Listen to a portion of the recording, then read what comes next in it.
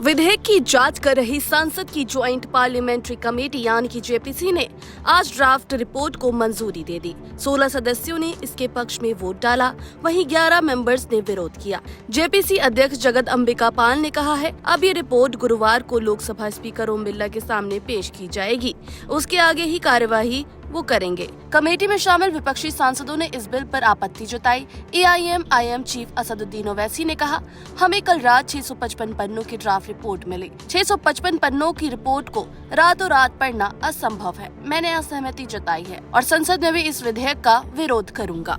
हमको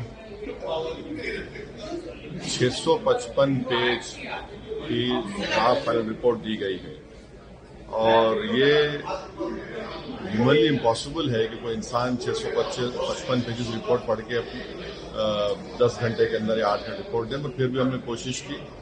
हम अपनी डिसर्ट रिपोर्ट दिए हैं इस बिल के खिलाफ, इस अमेंडमेंट के खिलाफ, जो हम समझते हैं कि ये वक्फ के लिए फायदेमंद नहीं रहेंगे बल्कि वक्फ को बर्बाद कर देंगे और ये खास तौर से मुसलमानों को उनकी इबादत से महरूम करने के लिए ये आर्टिकल 26 का एक ग्रेव वायलेशन है। उसमें वक्फ बाय यूजर को निकाल देना और फिर लिमिटेशन एक्ट को अप्लाई करना, इवैक्यू की प्रोविजन को हटा देना, ओवरराइडिंग लॉ को हटा देना, कलेक्टर को इख्तियार देना कि वो गवर्नमेंट प्रॉपर्टी का तय करे, ये सब वक्फ के मुफाद में नहीं है, वक्फ के फेवर में नहीं है। इससे हम शुरू से मैं कह रहा हूं कि ये मुसलमानों के खिलाफ बीजेपी ने अपनी आइडियोलॉजी की बुनियाद पर इस तरह का बिल लाया है और इससे वक्फ बोर्ड को नुकसान पहुंचाने के लिए, मुसलमानों की मस्जिदों को छीनने के लिए और फ्यूचर में ऐसे बहुत से इश्यूज खड़े हो जाएंगे इस देश के सामने जो जरूरत नहीं है इस देश को।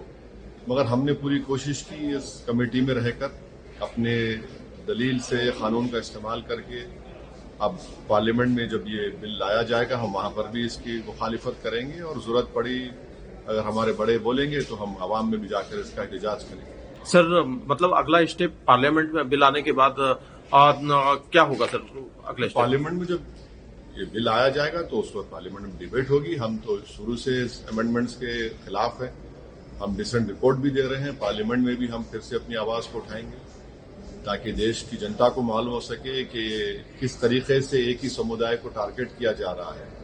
अगर Hindu endowment boards, Sikh gurdwara boards, Christians के वेरियस डिनोमिनेशन के बोर्ड्स में उन्हीं के मजहब के लोग मेंबर रह सकते हैं, तो कैसे आप एक मुस्लिम वक्फ बोर्ड में नॉन मुस्लिम मेंबर बनाएंगे?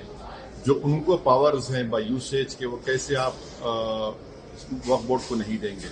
तो ऑन पैरिटी के ऊपर हम बात कर रहे हैं, तो ये सब देश के सामने रखेंगे। ओवैसी साहब, दिल्ली चुनाव में आपके कैंडिडेट को सुप्रीम कोर्ट ने कुछ शर्तों के साथ 3 तारीख तक कैंपेन करने के लिए जमानत दे दी है, क्या कहना है सर? सुप्रीम कोर्ट ने उनको इजाजत दी है ताहिर हुसैन साहब को, वो अपनी इलेक्शन कैंपेन करेंगे मुस्तफाबाद में और हमको यकीन है कि मुस्तफाबाद की जनता के वो लोकल कैंडिडेट वही है और उनको पूरा साथ मिलेगा और मुस्तफाबाद को डेवलप करेंगे।